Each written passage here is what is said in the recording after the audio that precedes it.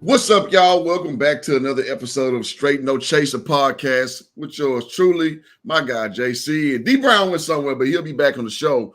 So, guys, y'all been rocking. This is season 4. We are being broadcast on the PTJ network. Past the joint, if you know. So, I mean, we got a good show lined up with you. It's a lot going on with the Cowboys. Fellas, what's up, man? What's good, man? It's football season. It is definitely football season. Everything is right in the world. The earth is spinning properly on its axis. Food tastes better. The beer is colder. Women a little bit finer. The whiskey hit a little bit harder. Everything's right in the world, man. It's football season. And now that these Cowboys about to get it going, all is right in the world, man. Good to see you, boys. Yes, sir. Hey, no doubt, man. It definitely is good to see y'all. If y'all haven't noticed, I got kind of swole in the off season. I noticed I was fading a little bit at the end down the stretch. I wanted to make sure that I had what I needed in terms of energy, man, for us to dive right into season 5, y'all. There you go. So, guys, if you guys are new to the show, this is not your average cowboy fanboy podcast. That is not what we do. When we tripping, we call it to the carpet. When we're doing well, we're going to say, hey, we're doing good, but we can work on this, that, and the third. So just sit back, buckle up. I think y'all going to like the show. All right. Absolutely. So let's get to the first topic, man. So the show topic today is week 1 versus the Eagles. Are we partying like 1989? So the reason why I mentioned that is because, Netflix has reinvigorated the cowboy lore, as it were, with the nice, rendition of the triplets and the heyday 2.0 of the Cowboys. So when Jerry Jones had taken the team over, I believe 1989 was the year. That's correct. Yep. Yeah. So that's why we partying like 1989. So, gentlemen, quick synopsis, man. Like, what was your takeaway from how about them Cowboys? I ain't gonna lie. Hold on. Let me say this. I ain't gonna lie. I said on Facebook, it bought me at least 20 more years of delusion. Because I ain't gonna lie. At the very end, when Jimmy got into the Ring of Honor and he said, how about them Cowboys, man? A thug tear almost crossed my eye. I ain't gonna lie to you. I get hyped, man, when I see that. You know what I'm saying? Like I told y'all, Skip Bayless and Andy Reid, they ruined it. You know what I'm saying? Just get off my man Jimmy's stuff. When I see that, how about them Cowboys, man? Like, I'm like, yes. Like, that's one of the best sports moments of my life, man. For real. No doubt. It's it was something extra when he got inducted, like you said, in the ring, man. And it was like really, symbolic, but because, it's Michael, Emmett, and Troy standing there, and to see them, I mean, what's Jimmy? Jimmy's what, 80, 81 now? And see him get hyped again, like that moment. And I mean, I remember being in the city, Cliff, and Joe, I know you remember this, man. When that went down initially, man, this city was on fire, like few things I can ever remember, and just to see that moment, man, it was long overdue, and like I said, the triplets there. When he got hyped, I'm with you, man. And I think my tear may have rolled. To be honest with you, it wasn't falling. I think that's something that might have got to about mid cheek. It was real, man, because it was just shot me right back to that. It was like, what a magical time that was. I mean, it was a lifetime ago, but just for that little condensed minute, man, it was like, damn, that was a good time, man. It wasn't good. I mean, don't do that. It was a phenomenal time. So Yeah, that was And I real. like it too, because even people like you guys are a little older than me, so I'm like in what intermediate school when all this is happening in elementary, right? So I remember from a perspective of like a 12-year-old and younger guy observing it. So obviously I'm seeing more of the bombastic things. I'm not seeing all the idiosyncratic things and the little back end stuff. So it was a good refresher for even people like me who's been I'm 42 years old. So, I'm not a new fan by any means, but it was good to kind of go back and do a history lesson. And so much so, even my fiance who don't like football at all, she was intrigued. And that's just how good of a documentary it was. Yeah, I Man, like how they opened a ahead, little Joe. bit more of the parabolic mic on the sideline, right? Yeah. You saw a little bit more of that stuff, like when your boy Wise was over trying to talk to Emmett. He was like, "Man, I'm all right. Damn, man, I'm all right." Like, like you see stuff that goes on and you realize what an intense situation it is on a sideline. These cats are totally different on the sideline, man. Like I remember Kurt Warner, nicest guy in the world, right? Man, at that Super Bowl, man, Vermeil was in his ear, wouldn't leave him alone. All right, Dick. Okay, Dick. Right? Like he was like, it gets really intense in those high leverage situations. And before I throw it back to the distinguished members of the panel, something that kind of came about to me that I noticed, we talk a lot about culture, okay? And we talk a lot about coaching here. We are highly critical of coaches, okay? And it's not just game management.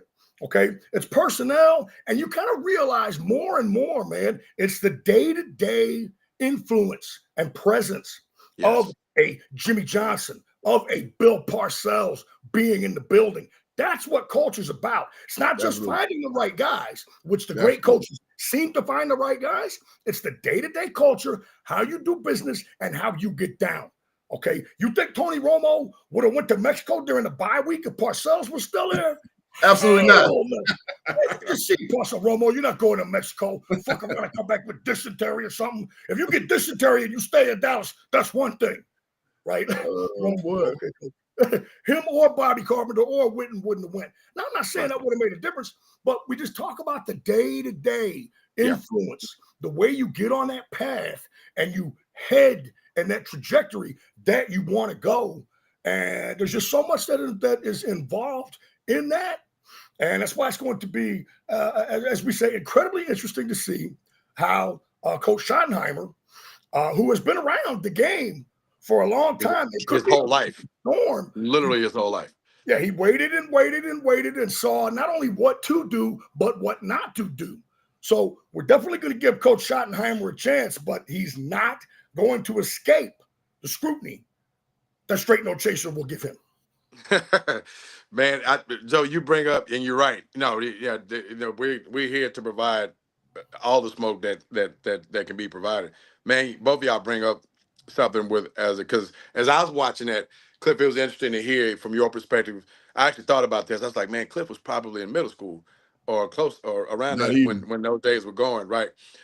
Joey, I was watching it from reflecting in the fact that the principals on the team, all those guys are my age, right?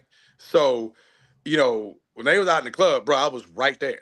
Matter of fact, I can imagine, boy. Oh, bro, I mean, I was right, and literally, it was a couple of those during the deal. I'm looking at the background, like, man, might I get caught? One of these clips. One in particular was the night Eric Williams had the wreck.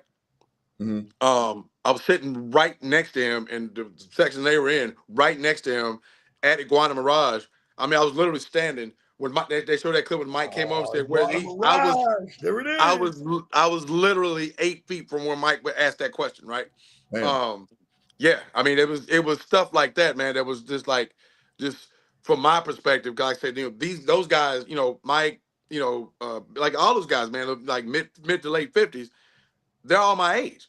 So we were all hanging out in the same spots. I got to know a lot of those cats. Joe, I know you remember the days of Cowboys Cafe in Valley Ranch. Up there in Valley Ranch. Yes, sir, which was off the chain. Right. That's right. But on the field, man, you talk about the correlation, and I love how you guys tied this in with what we see or don't see now versus then. And part of what made that great, and you brought up culture, and one of the things I was thinking about before the show was, in particular with Troy, right, is leadership. And and since this show's inception, we've always talked about who grabs that Absolutely. mantle as a leader, right? We know we've had star players and identified those guys who should be, but who actually, by their actions, actually grabs that mantle. I think guys naturally respect Dak Prescott because he's a likable guy. Um, and I think just the way he goes about his business, guys tend to um like naturally respect that aspect of him. But when you look at those clips of Troy Aikman just ripping, just ripping them to shreds on not focusing on just the job they're doing. I mean, when he's dropping F bombs left and right, and this is nice and polished Emmy Award winning Troy Aikman in the booth now. But he was he had those pads on. I mean, and there was no pushback. He was the unquestioned guy by action, by deed. That was the leader. And I just think about, the current iteration. And it's like, man, that's just something that and I love the word culture, Joe, that's something that this culture has lacked. And the one person that is recognized and perceived as their unilateral leader has been the wrong guy for 30 of the 35, 36 years in the Jones ownership, right? And I think that's been a huge part of the problem why this thing has been stuck, in neutral, and for since the mid '90s, right? Because I think the success happened so fast. It was literally like That's fair. like the great Chris Rock said in New Jack City. That first hit, man, you got to go to it, right? It's like that crack hit, man. It's like you chasing that high, right? Because it was so good, so fast. 3 titles in your first 5 years, and you Yeah, were absolute that's doormat unheard of of. the league. You know That's what I unheard mean? of. Yeah. And he's such an old school cat, and I know we'll delve into this. I know probably throughout the show and even throughout the year. I think that is filtered down to what's been the biggest shortcoming on the way business has been done the last 3 decades, and why they've not been able to even come close to sniffing that success. Now all of it's not been on, Mr. Jones. Let's get that right. I mean, there's been some missteps, a lot of them on field. There's been some bad breaks. Those things happen. But that culture word that you use, Joe, is spot on, because when you mentioned that Mexico trip, dude, Jimmy would have fought that dude.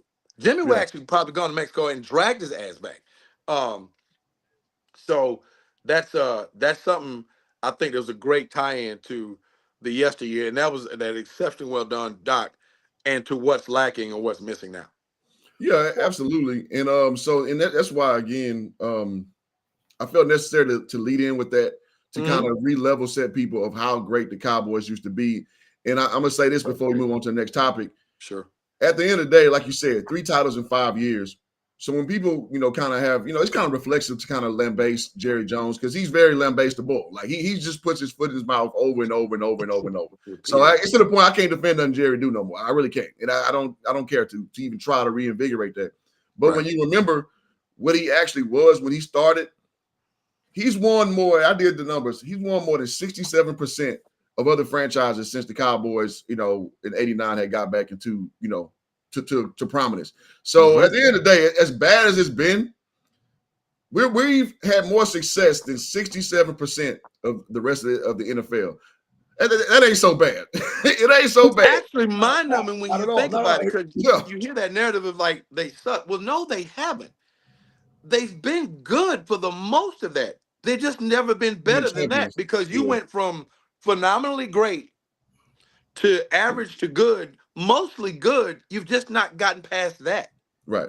And you've got nothing to show for it. And you look at all the times that they've gotten to the playoffs in this drought, right? And never gotten past, never gotten past the division round. It's crazy Mm-hmm. considering how great it was beforehand. So yes, that's a perfect shot, Cliff. It was Yeah. phenomenally great.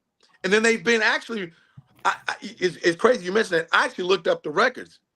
You know how I think in terms of losses, the Cowboys total losses.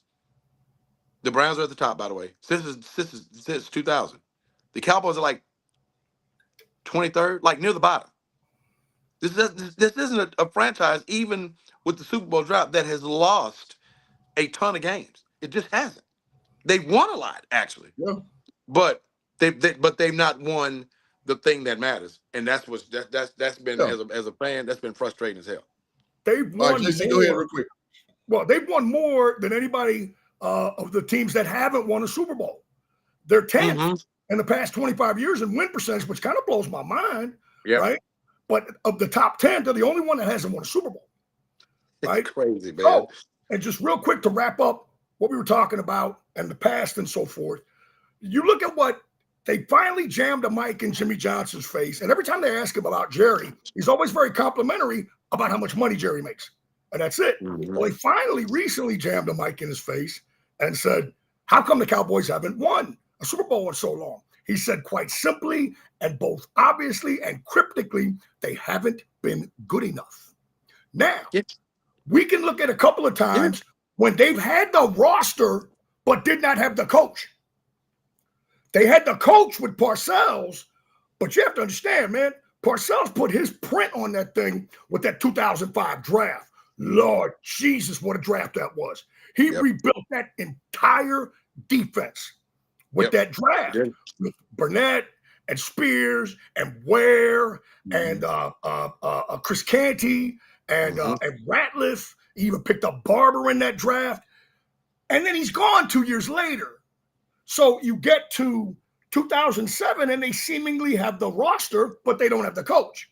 You get to 2016, they seemingly have the roster, but they do not have the coach. And we all know that Barry Church-led defense wasn't good enough. Yeah. That's fair. That's remarkably fair. Yeah. And I think the 3 years when they won the 12-5 runs, I think they had the personnel. I think that it was in-game coaching that cost them generally. So you got to be good everywhere. That's what Jimmy is essentially saying. You've got to have the right coach. We'll see if Schottenheimer's the right guy. They're probably a few pieces away on that roster with the Micah trade. Okay, but they got some ammo coming. Will McClay's about 80 to 90% on his first-round draft picks, but you should hit on those. So I feel pretty good about that, better than I would if it was Jerry, just Jerry making the picks. We all now know, anybody would have a brain knows, that Will McClay is the one that's orchestrating the player personnel. And as we move forward tonight, we play the Philadelphia Eagles. And right now, boys, that's the blueprint. The Philadelphia Eagles are the blueprint. Okay, you got Howie Rosen. All right, he's the real golden Jew. All right, this guy, his personnel is off the chain in terms of how they draft. And they had another good draft this year, even picking very late. And they get timely free agents. Yes, sir. And they get the right coaching staff. Say what you will about Sirianni. Your boy did a job. Okay, and not only that, they have their quarterback, and say what you will about Hurts. He's been money in those 2 Super Bowls. All right. Don't forget, they locked Barkley up. Hurts came through like super glue, and that defense too. So we've got our measuring stick, man. Okay. It's not San Francisco anymore. It's Philadelphia. That's the measuring stick, and that's the blueprint on how to run an organization. All the right moves that they've made. Like I said, smart in free agency, great in the draft. Okay, keeping your powder dry to get a Barkley. All right, we're seeing the state of the art tonight in the Philadelphia Eagles. No, that's I couldn't dress it up any better. So we know the measuring stick, we know the standard, because the muse of the Cowboys at the time was the 49ers. For good reason, coming off Montana and Rice's reign, and entering Steve Young's preeminence rather. So yeah, I mean that's spot on right there, JC. So now, speaking of how things were and how things are, one of the biggest things that Jerry Jones did was had the gumption, he had the gall, he had the cojones to get rid of one Herschel Walker, and at the time. And now you guys can remember this better than me. I'm sure. Well, people were losing their minds, right? We saw the footage of people really scratching their heads. Bruh, it was nuclear. Yes. So it was nuclear. So here we are, 35 years later, and he's done it again. He's got rid of one Micah Parsons, gentlemen. let's talk it. Let's break it down, man. What is your insight on how we look going forward with Sands one Micah Parsons? I'll jump in this time, DB. We don't know the real result of this trade yet, but there are some really interesting dynamics to it. You just freed up $40 million off the cap. That's definitely one way to look at it, because you redid, you got Bland done. You got Tyler Smith, who's an all-pro guard. He's going to get anywhere from 28 to 35. Okay, that's the going rate. Okay, and you hope to continue to draft good players and have players to continue to develop from these recent classes. And so you know what that means. It's the best of times and the worst of times. If the players develop, they're going to get paid. Mm-hmm. And, gone are the days, back in the day, we used to, the Cowboys would win the bowl and they would bring in these high-profile vets, league minimum, with incentives, right? Mm-hmm. You know what I'm saying? They would bring these cats in, they would make one more run and get the money up. Oh, I'm going to get the playoff money anyway. There's none of that shit anymore. Yeah, that's correct. This team-friendly shit. That's an outstanding point. I'm out here taking years off my life, man. I need a bag. I need a representative bag in order to, play this game of football, which, again, it's like y'all were talking about earlier, grabbing the mantle. There's so many war references that you can make. And with all due respect to real war, hey, in football, power's something that you take. Power's something that you take, man. You take it from someone. All right. We need to take it from the Eagles. They're the ones that need to be took right now. And that's where we're at with it. And so I think from Micah's standpoint, man, of course, I hate the Packers. And I don't dislike Micah, obviously, and not that I don't want him to do well. I will say this: him moving to a 3-4 is really going to benefit him a lot. We've talked ad nauseum about the hand on the ground, defensive end stuff. We don't really need to revisit that. That's going to help him a lot. But again, there are a lot of undertones. Before I throw it to D, there's a lot of undertones about his quote-unquote lack of leadership. Now, again, man, we crack people on the way out. Luca's fat ass, right? You know what I'm saying? What's that right now, man? Your ass was fat anymore, boy. Terrific point. We know you smoke cigarettes, dog. Don't even lie. It's like we crack them on the way out. Oh, Micah, you weren't a leader anyway, man, doing that damn podcast. Yeah, whatever. Well, look, man, there were some interesting possibilities with the leadership side of things. If that's considered a void, that he wasn't really a leader, just a great player, which is fine. And we're going to see who steps up. And also, we'll know a lot more about this down the road. If you look up and they're able to get a great quarterback, maybe in year 2, or something happens and one of the picks is real high and they get your boy, that edge rusher down in South Carolina, who was a freshman last year. Yeah, man. Then the trade looks a lot more favorable, but for the short term, D Brown, it hurts. It hurts. It does. Well, D Brown, before you go real quick and do some house cleaning, y'all hit the like button on the podcast if you guys are liking all this insight you're getting for free. It costs you nothing. It costs you nothing. And listen, let me say this. We love the haters, the lovers, the trolls. Listen, man, it all registers the same on the algorithm. So listen, man, we're not sensitive guys over here on this podcast. Come over here and sound off. Tell me what you think. And we'll try our best to read them in real time if you're sticking to the topic, which young disciple decide he's not doing that. But also I want to acknowledge Wilt Stumbling. He was saying that the hot takes is the Cowboys ain't winning anything as long as Jerry Jones has anything to do with the organization. Well, I mean, again, he's 1-3, so I mean, it's hard to substantiate. Yeah, but D Brown, go ahead. It really is. Yeah, it's impossible until it happens. That's such a lazy take, because it's already happened, and it happened at the time at an unprecedented level. Now it's been a while since that happened, but we really need to just get rid of that one. Going back to the Micah thing, I remember when it happened, and I made the reference of expecting it to happen on this, and I said as much on this show. And it wasn't so much of an analysis on his talent. He's an immense talent. He's one of the 5 best players in football. That's not on the Cowboys. In football, Micah Parsons is one of the 5 best player in football. I mean, and that argument can be made. where I thought the problem that was going to rear its ugly head, because at the time, 2 years ago, we brought this up, they were looking at the prospect of needing to sign Dak Prescott to his next big deal, because the first one was up or coming up. CD had emerged as that 15-second, 15-minute question of, is he really a one? Well, he had answered that in spades. Yeah, he has that. Right. Yeah, emphatically. Yeah, Right. And then, of course, the Micah thing. It's like, man, I could see that because I think the consensus was we knew what's up. What's up? Game day. I oh, appreciate Mr. you. J. Yeah, you damn right. Game time, baby. Yes, sir.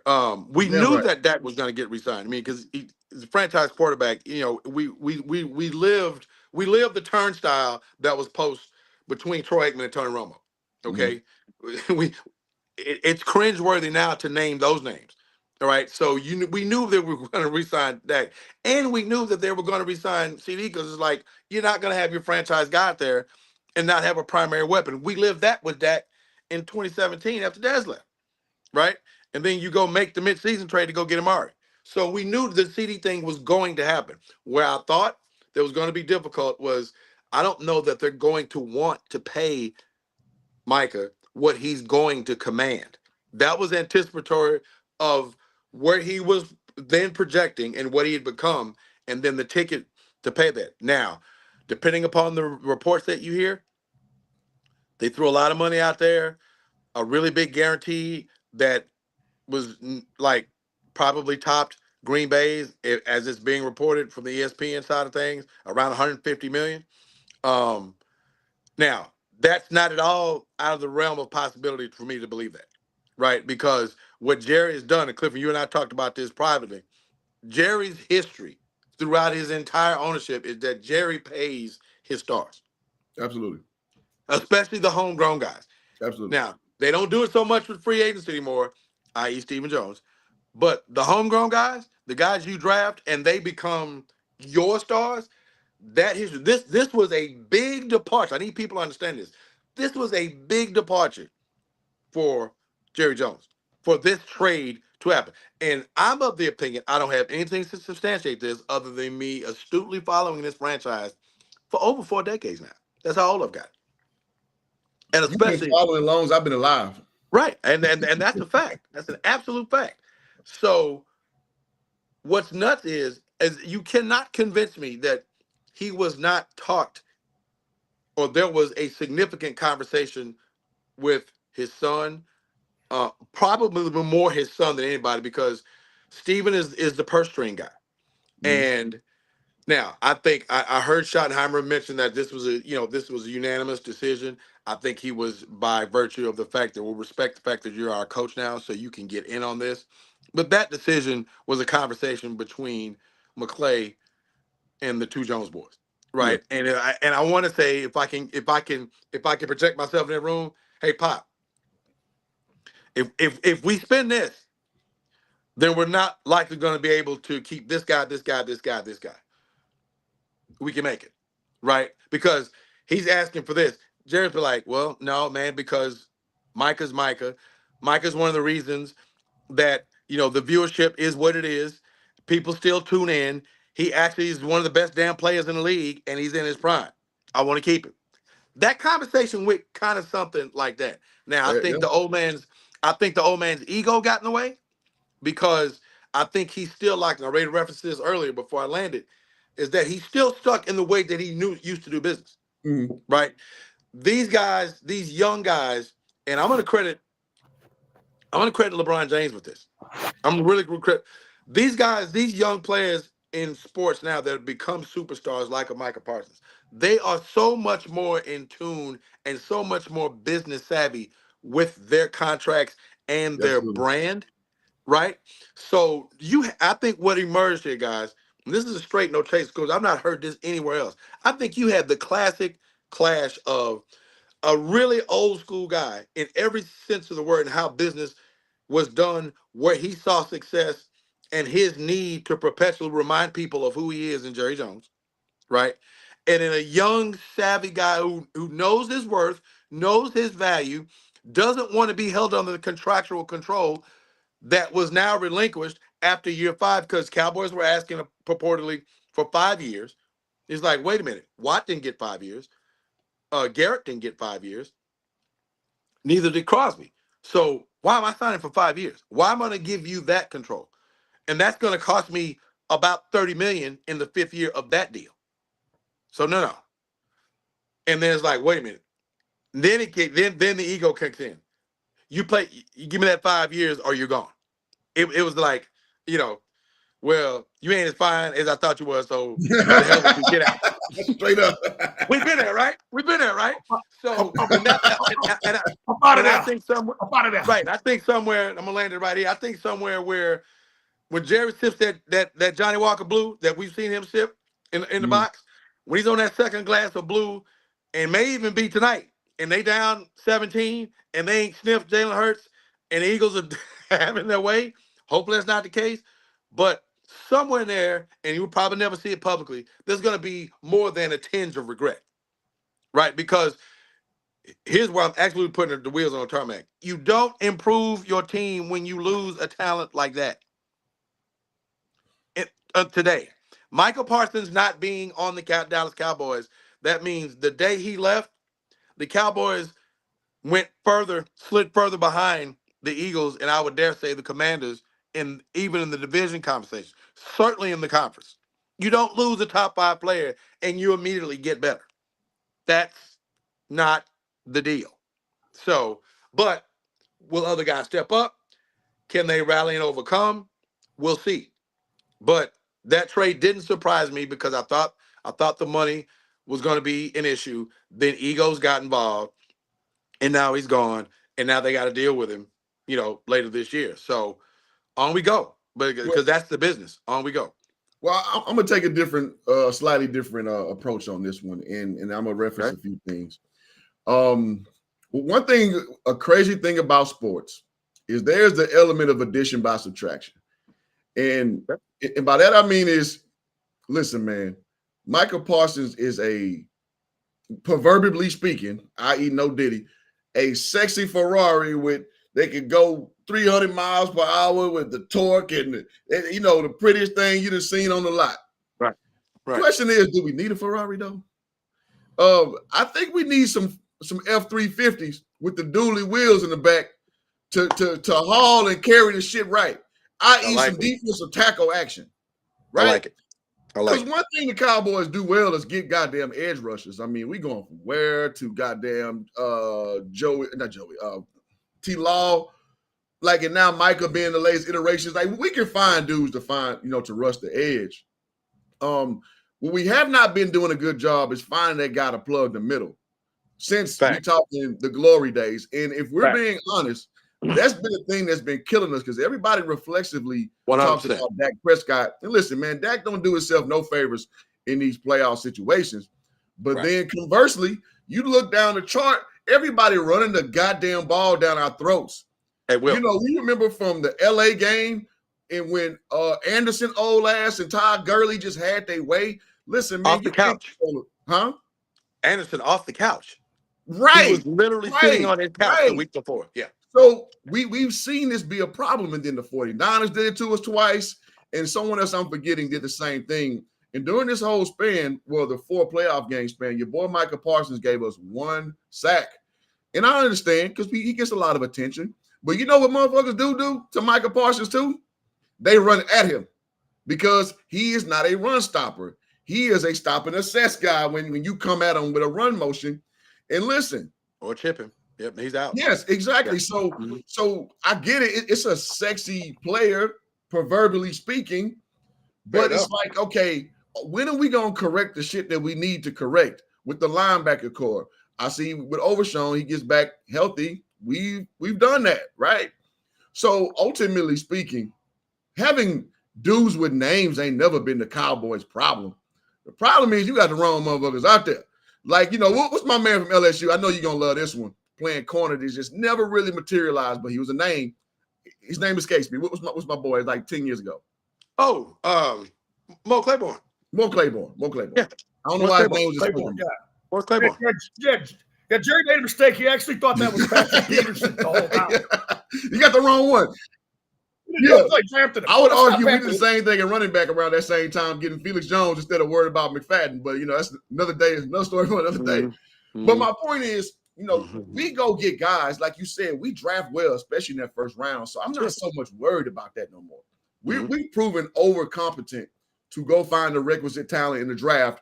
Yeah, we'll swing and miss on a Taco Charlton from time to time, but we pretty much hit on that first round. Look at our three keys on the front line of offense. We don't know about the latest Tyler, but we hit on the O-line damn near every time, right? We hit on the D-line. Well, not so much interior. Exterior, we hit on those guys. I think this Ezraku kid's going to be solid. I do. Huh? I think this Ezraku kid they drafted this year is going to be solid. Yeah. Yes, yeah. And we got Dante Fowler. Like we'll be I gotta say, and shout out to Jackson State University, and shout out to Coach Prime. I think James Houston is going to be a good disruptor coming off that edge, man. Come on in. Come on in here then. Bro, he pinned his ear back and get after that goddamn quarterback, man. We talking about SEC. I like the point, Clip. I do. I love the counterpoint in that, that's a great point. I didn't really think about it like that, but you're right. I love the Ferrari F350 reference. And I'm sitting here with my crazy ass thinking, so you're telling us we've been worried about these edges instead of that kitchen. Is that what you're telling us? Yeah. If I'm reading the mail right. Yeah. Okay. The edge is straight, man. We laying them edges, but we ain't worried about that kitchen. I'm with you. Yeah, I like that. Yeah. Yep. So ultimately, that's one tentacle of it. The second tentacle I see is the leadership thing, like we just talked about, like JC laid out so eloquently with culture and leadership. Yeah. Now, one thing we said this on the show last season. One thing I don't love about Micah is him opening his goddamn mouth so much. I don't care about all your knee-jerk reactions at 25, bro. Your frontal cortex just developed. I don't care about your insights. I don't. Yeah, go out there and go put somebody in the dirt. That's what I care about. Then when at that opportune time, give me some Aaron Donald shit. Yes, go blow up stuff. Give me some JJ Watt shit. Yes, give me some TJ Watt shit. Yes, if we gonna keep it among your peers, give me some Myles Garrett shit. Like correct. When that situation comes in that big moment, and they do the tight shot, and you stand there and they in your face mask, and I don't hear your name. Something wrong. Continually, something wrong. That's the problem. I'm 1,000%. But the next night, we get that you just led with. I'm 1,000% with you on that. And I'm gonna say this last thing. The price of being the Dallas Cowboys is that thing. There were people constantly jamming microphones in his face and catching the odd tweet or comment all the time, and then going back to ownership. When it's the Cowboys, every single day, Micah's laying on a bench. Micah said this. And it just exacerbated the whole thing. And it completely got out of hand. The guy that I want to see step up, the guy with the ability to do it is Sam Williams. All right. 6'5", 255 pounds. He's a 4'4" guy. Okay. Y'all remember you've been a Sam Williams guy for 3 years, Jay. Yeah. You remember when Quinn was working? It was like, hey, man, this is like a taller Micah. Okay, cool. Let's see it. We've seen flashes. Okay, now he's going to get extended minutes. This guy set an SEC record for sacks. Okay. Yeah. Oh, yeah. He missed last year. That was a big loss. I really don't care what you say. But everybody loses guys. Okay. And the thing about edge rushers, and I'll take a slightly different standpoint on it than what my man Clip was talking about. Yes, it is a sexy, exciting thing. Okay. The whole dunk 3-pointer shot. You know what I'm saying? Watching him throw Mike McGlinchey in the air and hurdle Justin Fields. I mean, that stuff is really exciting. But I will say this. Even when you have an edge rusher, people are looking for him, man. You know what I'm saying? Really when you start getting past Micah and Garrett and Watt and the kid in Denver that just signed, who are the great edge rushers? There's not a whole lot of them out there. And it's one of the major 4 positions that we've talked about: left tackle, quarterback, corner, and edge rusher. Now, they can find one, and there will be other ones coming, and it's going to be really interesting to see how Donovan, I'll get his name right at some point. It took me a minute to get LaFau's name right. I used to call him the Notre Dame guy, but he stuck around and made some plays, and so I learned his name. Ezraku is his name, right? That's correct. He's a Philadelphia kid. He seems to be universally regarded as a very, very sound draft choice that had a first-round grade by many, many teams and many scouts in the NFL. And so now, yes, the run defense is critical. Let me tell you something about Kenny Clark, man. Kenny Clark, much like Brandon Cooks, Tyron Smith, and Martellus Bennett, came into the league at the age of 20. Yeah, he's a really young dude. Yeah. 30, someone's been in the league for 10 years. Experience between 9. Okay. Yeah, he has tremendous experience, and he is a plus run defender. Yeah, yeah. And the year before last, he actually gets to the quarterback. So that's a really good get there. And I think that they took him right there. Yeah, they took him instead of taking like a second-round pick. They said, well, look, okay, we want the 2 1s. That's a given, right? And that's the thing. If you'd have waited until after the season to trade him, then all you would get 2 number 1s if you franchised him, right? So they did it a year earlier, and they picked up Clark, who's got a couple years left at a pretty affordable salary because any of the guaranteed money, that rolls to Green Bay in terms of affecting their cap. So here's a guy at a reasonable number that's a proven player, a good veteran, and an excellent run defender. And I think that's going to help Osa a lot in being next to him. Now, what you're going to do is you're going to look back at the drafting of offensive linemen, the drafting of Booker, all right, the drafting of Guyton. Not exciting to most people at the time, but in a few years, you're going to look back and you're going to be like, damn. Correct. We got Guyton. We got the 3 Tylers. Right? Martin and Fredericks. Yeah. I was about to say it's the Travis Fredericks all over again. Yeah, hopefully the Steele thing kind of takes care of itself. But, man, that's a great core up front to build around. And when you're adding these perimeter players down the road, you're going to be like, yep, we got that base up front. You know what I'm saying? We got the base up front, man. So I think Booker was a great draft pick. I mean, hell, I don't know. You guys saw the draft. He comes running through at 340 or whatever he is. He picks that one dude up. That dude must have been 225. He picks him up and carries him. And I'm like, oh, yeah, man. This guy, strength. That's their strength. I think this guy's going to be a very good pick. That's it, man. I think he's going to be a very good pick. Okay, and there's some positives to see here. Real quick, this tandem has a chance to be the best tandem really since Irvin and Harper. A lot of parallels between Pickens and Harper. Yes, they both went to Tennessee, right? Yes, they're both about 6'3". They're big dudes. Harper was the SEC high jump champ. Okay. Yes, he was. About the catch radius that Pickens has. I heard one guy say he's the most talented receiver in the NFL. Talented, that is. All right. And you look at, you're going to have Ferguson, and they're going to get Turpin in the slot. And I love the idea of the triple shoot, the slot left, tight end right. You're going to threaten some people out of that. And I think that I'm hoping, and I believe based on what I've heard from camp, they're going to get Turpin a lot more involved. He's already the best kick returner in the league.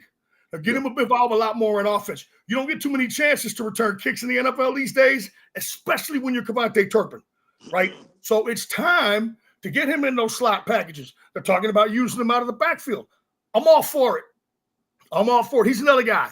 Low cap number. Oh, and I know y'all heard this. They re-upped our boy 40 ounce. Yeah. They re-upped Lemke, right? Yes, they did. I'm expecting a little more usage out of Lemke. I want to see if Schottenheimer and all the things that he's learned from being around, his dad, who's an excellent football coach. Everywhere Marty went, man, he won. Everywhere he went, he won. Cleveland, Denver, man, that Redskin thing was a steaming pile on the side of the road when he got there. He took them some bitches to 8-8 before your boy Snyder freaked out and Spurrier became available. So he's seen some great coaching. All right. Again, what I think the focus is going to be, in addition, we talk about culture, it's game day management. I've heard that this guy is very detail oriented. All right. So we all saw how McCarthy struggled with the use of challenges. It was probably his Achilles heel, right? And just game management, use of timeouts, and being prepared. That's what we'll see on game day, okay? The culture that happens during the week and the prep that leads up to the game is reflected in the performance, okay? Now, that's the performance. The guy that's calling the shots, the head coach, he's the guy that is constantly on the right side of decisions, okay? The right side of decisions to help his team win. It's like real quick. Everybody got on Arch Manning this weekend. First start on the road, blah, blah, blah, blah, blah. I don't think Sarkisian helps him a lot in terms of Sarkisian takes, like, you'll see teams take other teams out of the run game. The Cowboys do it with the Giants, it seems like.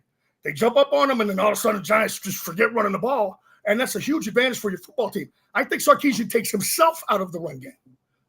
That's what I think. The whole idea when he came to Texas was, look, I got this high-powered offense. We're Texas, so we should have runners and a good defense. We put the two together, you can't lose. Well, he has eschewed the run game too many times for me, and I'm hoping that Schottenheimer will support Dak with it.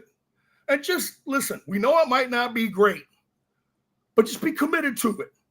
We've always talked about how play action works when you're committed to the run game.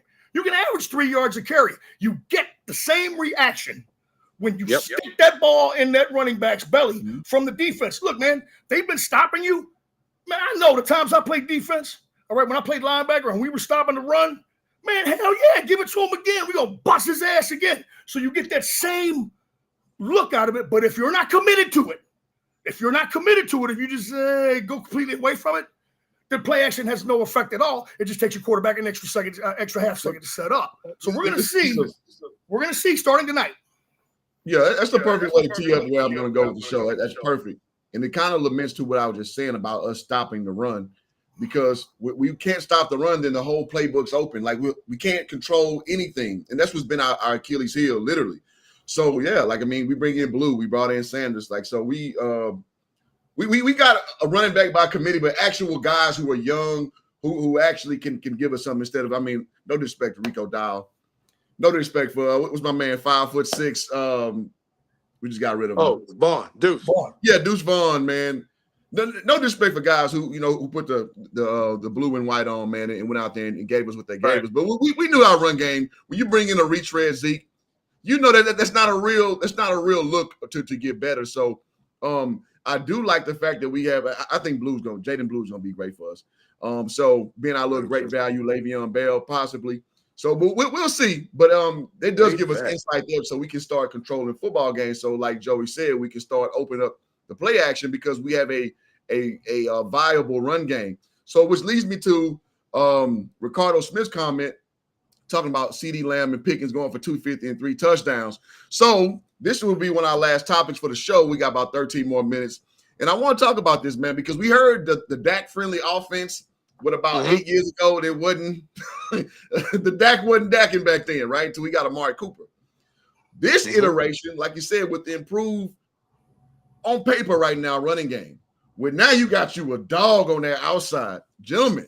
I want to hear your quick insights, and then we're gonna talk a little bit about the Philly matchup.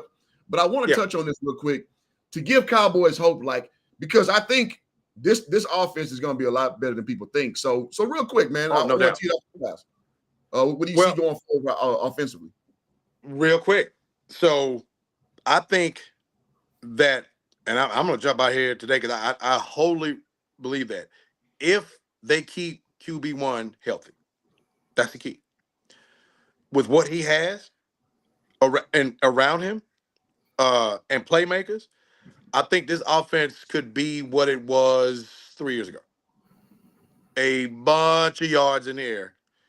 Respectable in the run game, enough of a run game for that pass game to be effective, right? Okay.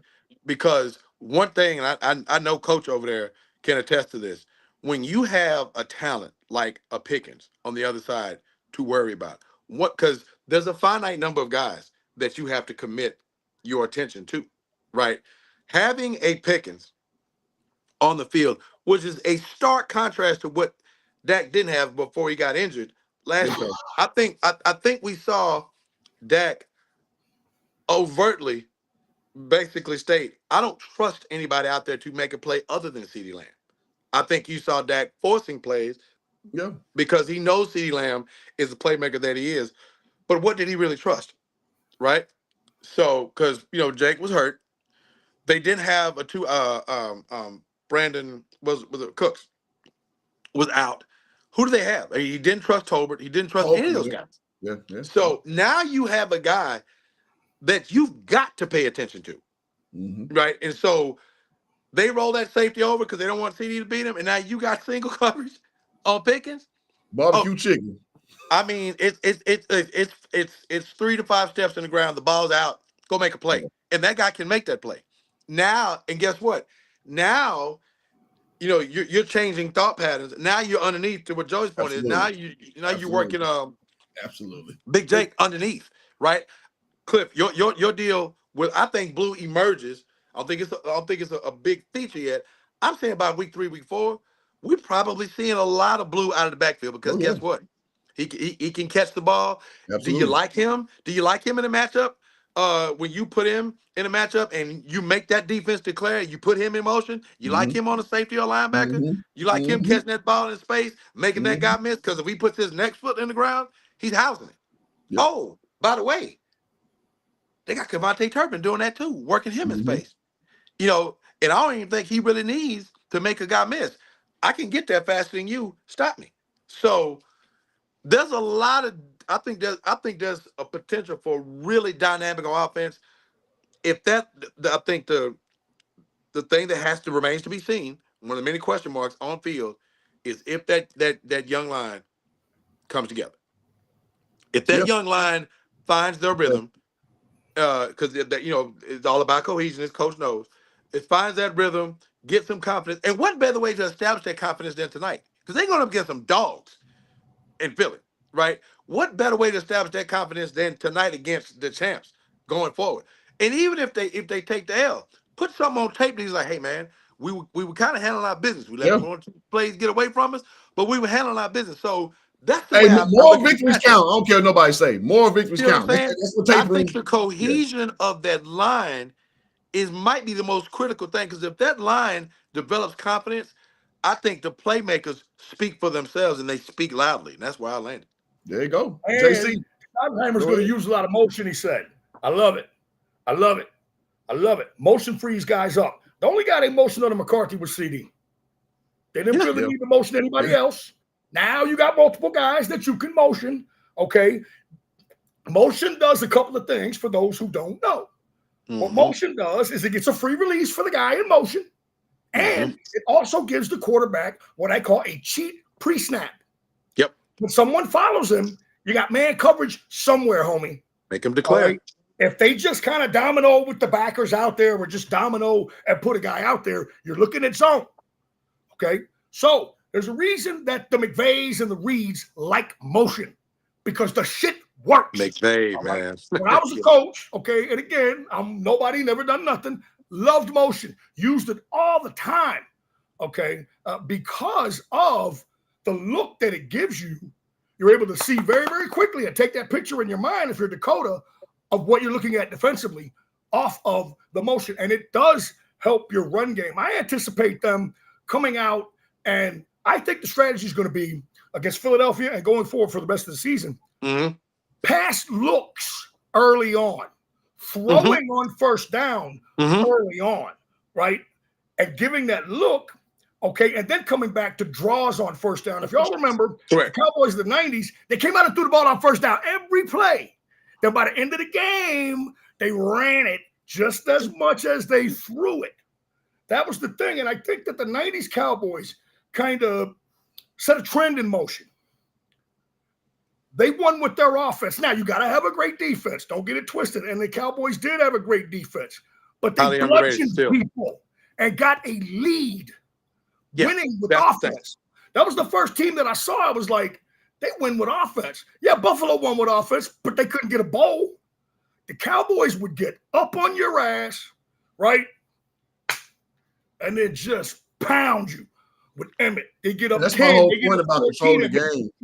Yeah, that's my whole point about these Cowboys want to do, and what they're going to try to do. They're going to try to jump up on people, shock and awe, and then your defensive calls. You don't have to go as crazy.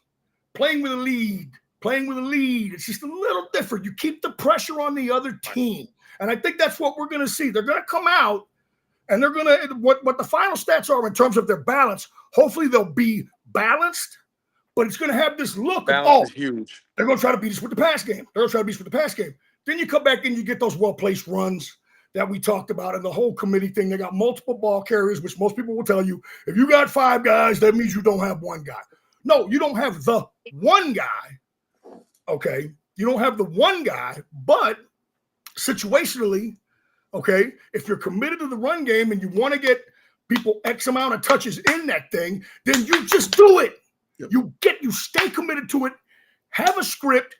Get them those touches.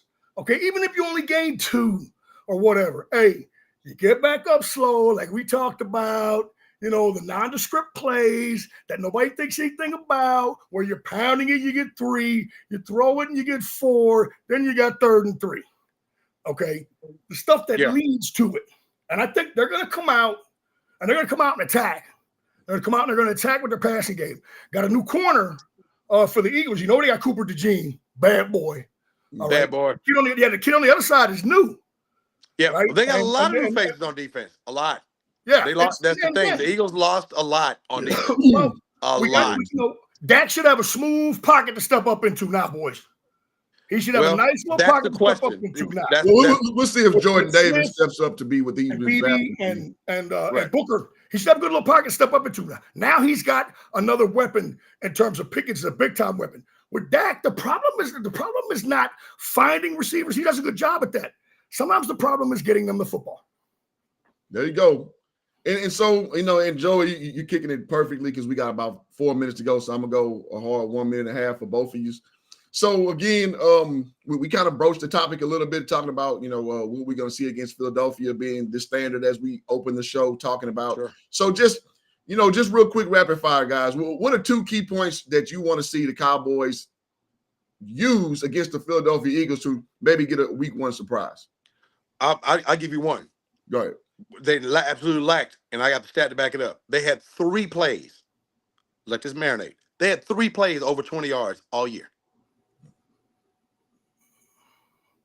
Damn. Big playability. If you don't have big playability, Jimmy Johnson talked about it for years as a coach and even commentary. Big playability. I think Pickens. I think Blue. That's how you move between the 20s with the big plays. Yeah. Big plays, right? The threat of big plays opens up the mundane because you have the threat of getting beat. Absolutely. No team wants to give up big plays.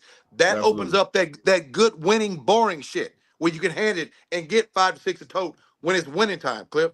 So that's what I want to see. I want to see the return of big play, big strikeability in this offense. That's what I want to see against the Eagles because I think on their heels, they baby. have an opportunity to do that. Yeah. Keep them on their heels. I like it. I like it. JC, what you got, man? Man, they got a chance with that. They got a chance. Okay. If you're gonna sit up here and tell me that Lamb can't beat you, you're a fool. If you're gonna say Pickens can't beat you, ask your boy Awuzie from Cincinnati if Pickens can beat your ass. And that was with Mason, whoever, at quarterback, right? I mean, seriously, man, they've got a chance. Okay, a puncher's chance. I think tonight's gonna be tough. I think they're gonna play better than people think. And I think they'll be a little bit better this season than people think. Most people are saying 7 wins. I had them at 11 with Micah. I think they'll be at about 10 this year, and they'll surprise some people. They're going to win some games you don't think that they're going to win. Okay? I think that's going to happen. And again, this thing is much, much better, man, when number 4 is upright. He's a good quarterback, people. Yeah, he's not trash. Don't get caught up in the hype. The guy is a good quarterback. He's an excellent really leader. Good quarterback. Okay. Yeah. The aura around this guy, man, you want to play hard with him. You want to win with him. He's got some things he needs to tighten up. There's times he throws that takeoff route better than anybody in the game. Hits dude in the hands. There's other times he misses guys. Okay. We're hoping that maturity and experience, he's in great shape. Okay. Yeah, they're going to need him. This is just as an aside. Right, you saw the way that they played with Aikman, right? I would love to see Aikman in this offense where Aikman had to throw a bunch. See, people think Aikman's overrated. You must not be paying attention. That boy could straight up spin it. I would have loved to have seen Aikman throw 35, 40 times a game, you know, and when he had to out of necessity. Yeah. You know what I'm saying? You come into this year, you don't have the great running game, you don't have an Emmitt Smith, and you say, all right, man, we're going to rely on Aikman. Honestly, and it's not fair to Dak, but I would be thrilled to rely on Aikman in that because I know we can do it. I think Dak has shown that the ability is there. All right. And again, it's hard to say this now because we want to watch every game. We want to be into every game. We want to love every game. We want to root for them every single week. This is, in reality, a little bit of a transitional year, boys. That's fair. There you go. Well, all right. So, guys, as we land the plane on the show, man, I hope you guys have appreciated the insight that we bring over here at Straight No Chaser. Again, as you see, for an hour, we don't fanboy out for the Cowboys. We talk about what we see and we give our honest opinion. And to kind of capstone what I said, like, listen, man, when you talking Cowboys, Eagles, it's going to damn near be a close game more than not. So, division rivals, division rivals. So, I'm anticipating actually a hard fought football game today. So I don't anticipate us to lay down at all. So to Darren's point, we'll see what type of guy Schottenheimer is. Is he a boost guys up or keep guys even kill kind of guy? So we shall see. So I'm definitely looking forward to tonight. So real quick, guys, rapid fire. Predictions for tonight's game. JC, go ahead. I am seeing a game that what I keep coming back to in my head is early season offenses kind of pulling things together. All right. I expect quite a few field goals in this football game. So I'm going to kind of come up with kind of an odd score. All right. Because I think both teams are going to kick at least 2 to 3 field goals. It's just early season offense getting together. It's going to be closer than people think, but I do have to go with the Eagles. And I'm going to say an odd score, like 33-26. And both teams kick a lot of field goals. They both move the ball, but they both kick a lot of field goals. I'm going to go 33-26 Eagles. And again, even though it would be a loss, what are we always talking about, man? Incremental improvement. Yep. There could be some good things to take away from this game, even if they lose. The Eagles are the champs. And they are champs. They were champs in resounding fashion. Yeah. All right, so there's no question. They're number one. All right, period, point blank. Best roster, everything going for them. There's some good things we can draw from this. Of course, I want them to win, but I think they're going to play better than people think. And we're going to get a lot of answers to a lot of questions kind of going forward tonight. 33-26 Eagles, but it's going to be a good game. I like it. B. Brown, what you got?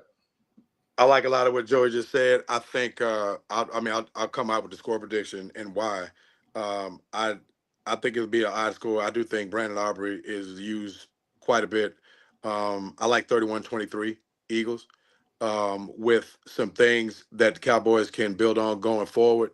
I don't think you'll see anywhere near the precision that you will likely see after week 4, just because guys haven't played. Dak hadn't seen the field since he tore his hamstring last year. You don't have that in-game chemistry yet to build with Pickens. We're anticipating a lot of good things. But we've all been athletes. We know reps, game reps is what sharpens you, right? You do all the practice you want, but you get on that game speed. That atmosphere is going to be electric tonight. They're going to raise the banner in front of the hated Cowboys, so it's going to be crazy in there. And I'll land it here. And I think the edge is because there's so many unknowns that you want to develop with Dallas. I think there's some talented unknowns, particularly offensively. Really don't have any clue as to what they're going to roll out there defensively. Could it get ugly? Possibly. I don't think it will. But I think when you were talking about the returning faction, when you're coming back with a proven entity like Philly's offensive line, like Jalen Hurts, like A.J. Brown, Devontae Smith, and Saquon Barkley, you got to go edge Philly when Dallas has so many. Dallas got it. And Dallas got it 100%. That's a great call. Those guys are returning. That's a proven deal. There's a lot yet to be determined with Dallas. I think they'll give a valiant fight, but I think they'll come up short 31-23. Dallas takes the road L with some things to build on. Okay. I'll keep it short and sweet, man. I see us coming out again, Aubrey doing work because, I call them Cowboy touchdowns, kicking field goals. I anticipate 2 of them off rip until we get warm, per se. I.e. putting 6 points on the board. And I think we'll stream together 2 touchdowns somewhere in between all that or late. So ultimately speaking, I see 20-33 Eagles. I think people are going to overreact, but I think we're going to see a lot of things we can build on. But I'm going to leave the clause here. If Dak and Pickens have this synergy that they say, and I see some, like you said, some big playability, I would not be surprised if we got hit with something that we weren't, because in Philadelphia, one of their Achilles heels is, their secondary. Like there's opportunity there. There's opportunity there. So and they lost significantly and DeJean is great, but they lost a lot in the back end. Correct. So it's always kind of been their Achilles heel. If you're going to attack Philly, you can go vertical with them. We saw Amari Cooper first game with 200 some odd yards when we got that dub at the crib about 5-6 years ago. So all that I'm gonna say is I would not be surprised if we had some boomer bust, but I've seen too much of the same. So I'm thinking we're gonna get those Cowboy touchdowns early, and then 33-20 is my prediction. So I would love to be wrong. Let me put it that way. 100%. All right, guys, great show. Thank y'all for tuning in. Thank y'all for locking in. We'll do this every week. The Cowboys, are the the best thing and the worst thing for us weekly. So hey, man, I like it. America's team. The late great Johnny Taylor told us it's cheaper to keep it. Still America. There you go. So with that being said, straight no chaser. We are out. We out, man. Go Cowboys. Go Cowboys. Go Cowboys.